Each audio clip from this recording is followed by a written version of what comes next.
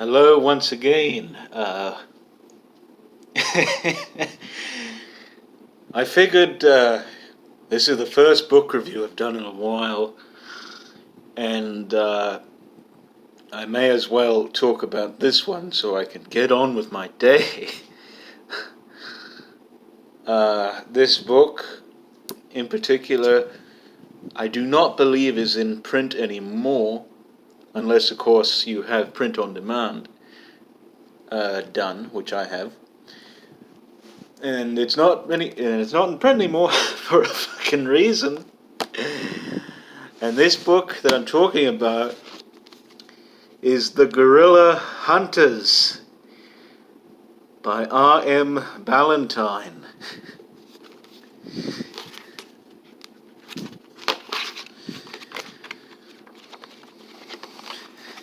As you can see, printed on that date there, the 11th of February of 2017. Gorilla Hunters.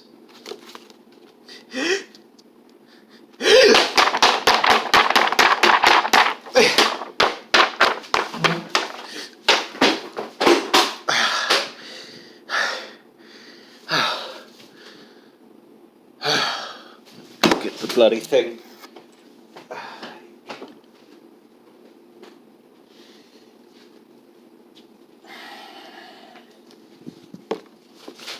Look what I did to the bloody thing. Good Lord. You see that?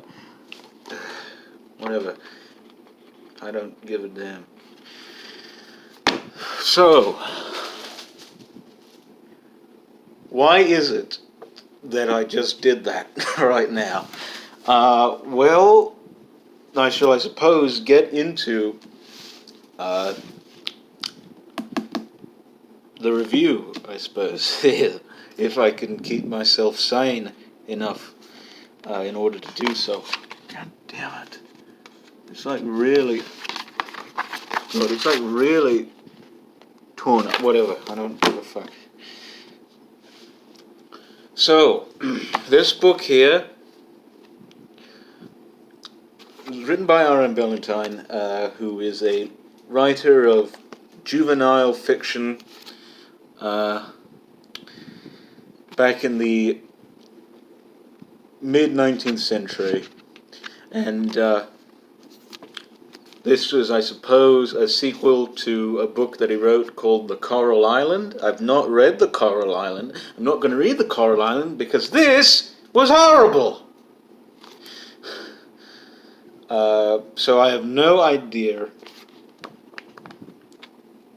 But either way, the sequel to Coral Island, which I suppose the characters in this book, all three of them, have been, grown older now from the events that did take place in that Coral Island book, and essentially their plan is to go to Africa, because they're in England, they go to Africa and basically hunt down the allegedly mythical gorilla. And they go down to Africa, and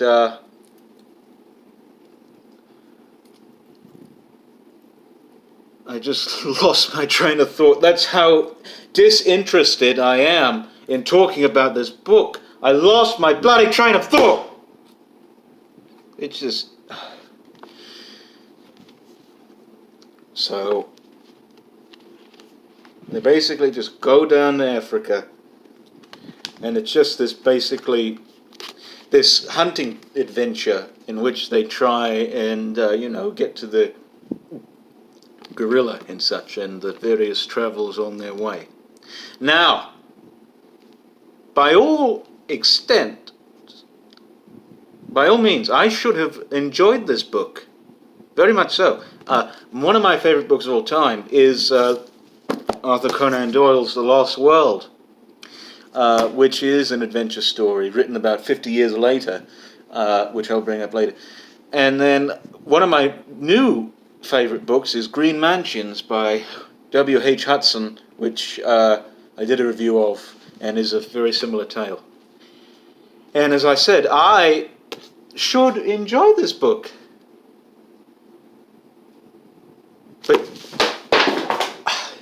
Did it again, bloody...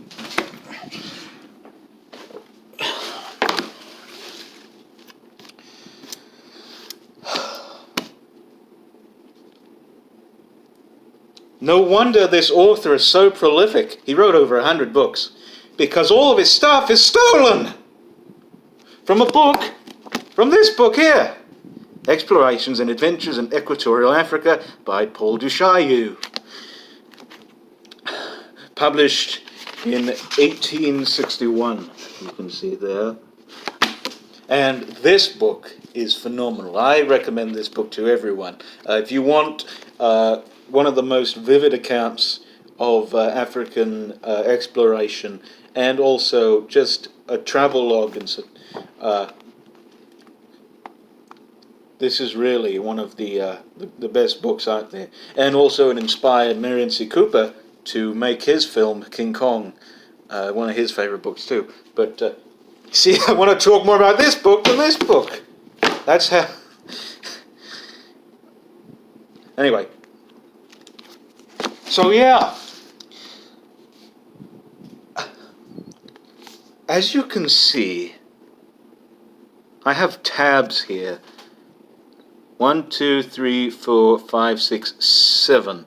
That's about how many times that this book stole from this book. Now, you're probably thinking, what exactly is it that this came out the same year, by the way. I think like a few months after this one. It came out the same year, 1861. Now, what exactly could have been stolen from here? Well, at the very beginning of this book, there's a scene where these three hunters go through the bush and are encountered by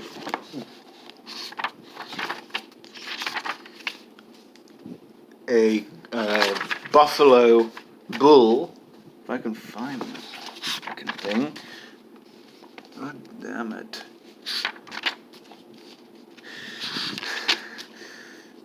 So angry that I'm almost showing my face. Where they encounter a buffalo bull that is being attacked by a leopard. Let's see if I can... I might read this. Let's see.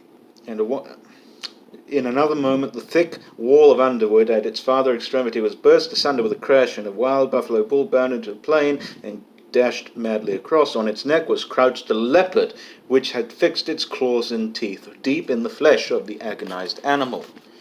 Now, from this book, I will show you.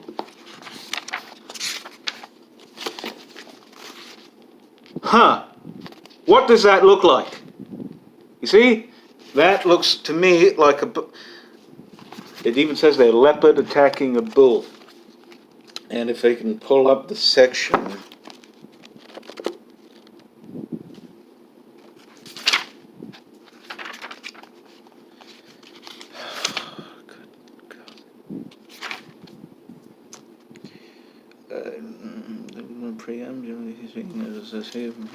the leopard, what the fuck is it?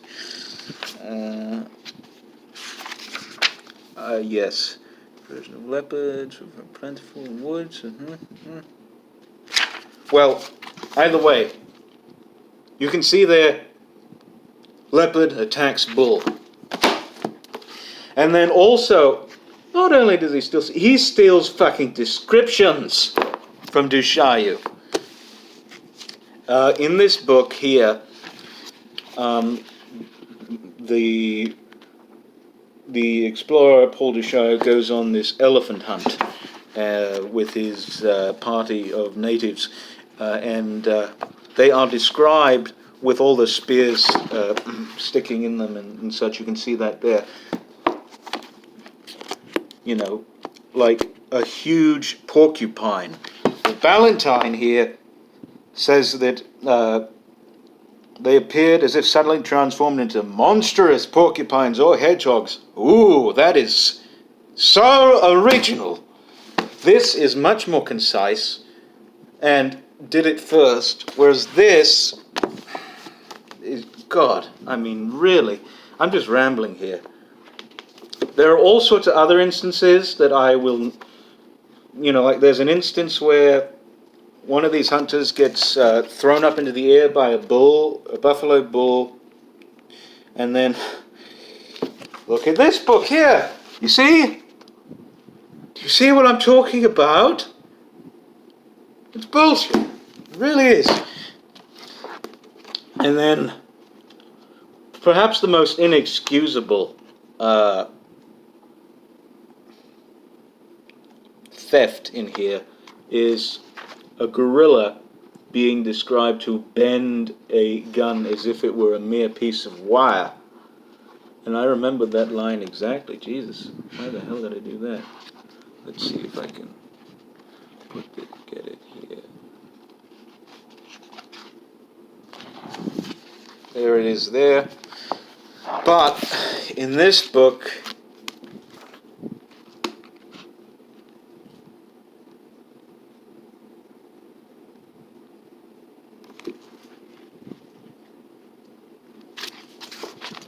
need I say any more? Need I say any more?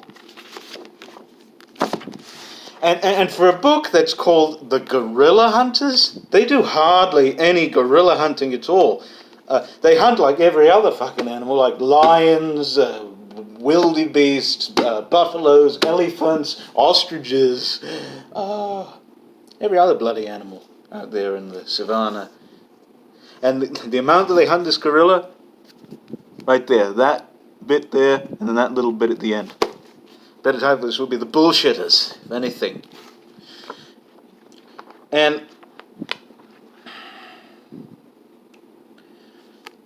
I know that the author had said, it was said that the author, because of an inaccuracy in the book The Coral Island, he gave an inaccurate description of the thickness of a coconut shell. He tried his best to put into his books the most accurate descriptions whatsoever. So I guess that means fucking stealing from Dushayu. And then what little of this story that is original is just bloody boring. It's really boring, I must say. There are, there's plenty of stuff that goes on, like, this whole drama with an African woman going to try and be executed, and then the hunters trying to free her. And I said, what is this, The African Queen by C.S. Forster? And then also, like I said, they shoot every ruddy animal in the savannah, and they do it like 8 or 9 fucking times. Like, first they go after a bull, and then they go after an elephant, and then they go after another bull, and then another elephant, and a rhinoceros, and a lion, and another lion, and all this, and it just, everything is just, and it's tedious too. Hardly, like, I would say a good half of this book has nothing whatever to do with the story. And the characters do not talk at all like how people would talk in the real world. They go on all these flights of fancy and such. In Gustave Flaubert's November, which is the worst book I've read up until this point, he goes off on some tangents that are very tedious and very excruciating to read. But at least that's his own stuff and not regurgitated schlock from Dushayu.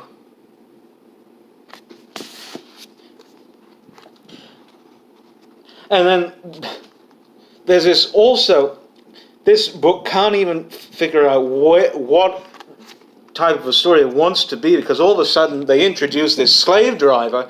There's a scene where, they're trekking through the woods, and then they come across this other white man with a brood of Africans. And I was like, what is this, Dushayu? Is Dushayu going to appear in this book?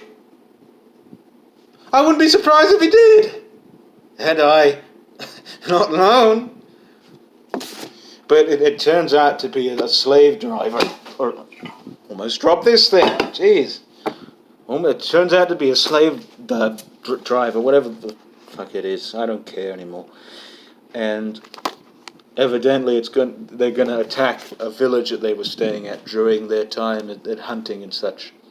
And all of a sudden it goes off into this very boring, long, extraneous diatribe on preparing for war, and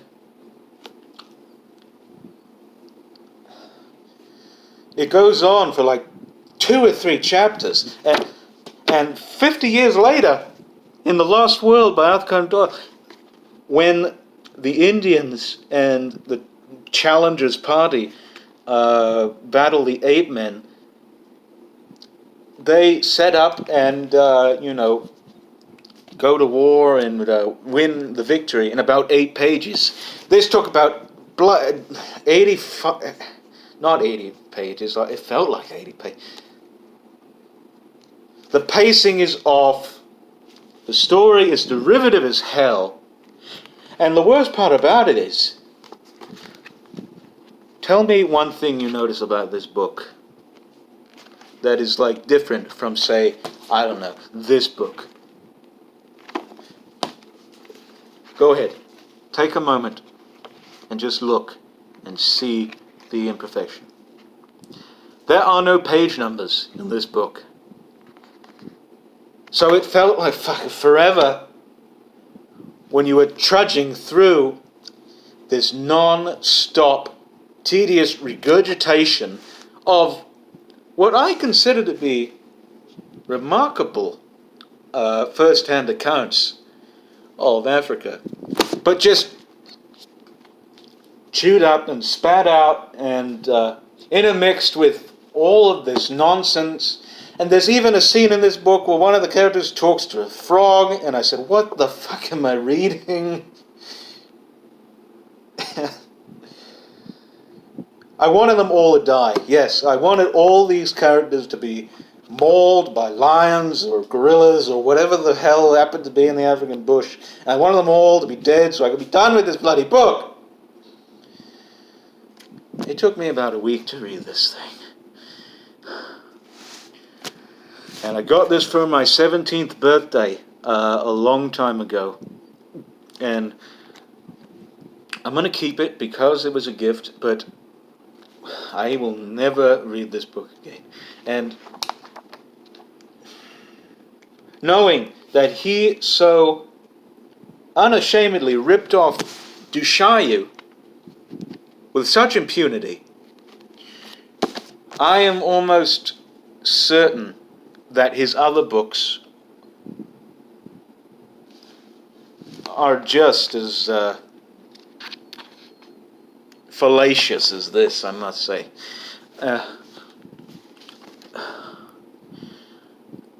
And I'm going to keep going on forever if I keep talking about this bloody book. There are no redeeming qualities whatsoever to this book. And people complain about, the racism involved in this book. Let me tell you, it was a different world back then, all right? Get over it. People treated people differently. Many people didn't traverse the African wilderness before, so obviously they're going to think these people are savages. What you should be infuriated by is the bloody plagiarism. Well, of course, most people haven't read this book. So all they think about is the racism, which is not overbearing. I mean, it's there, but it is not overbearing, so far as I can tell. Maybe because I was so steeped in the bullshit behind this. I don't even want to call this a book. A forgery, really. That I just didn't notice. I don't know what else to say. I really do not know what else to say about this fucking book. Except, this book was done a lot better in this book. Just read this. It's longer. It's like 200 pages longer than this. But you'll get hours of entertainment and thrills and just a whole bunch of information that you never thought that you would know about these African creatures. And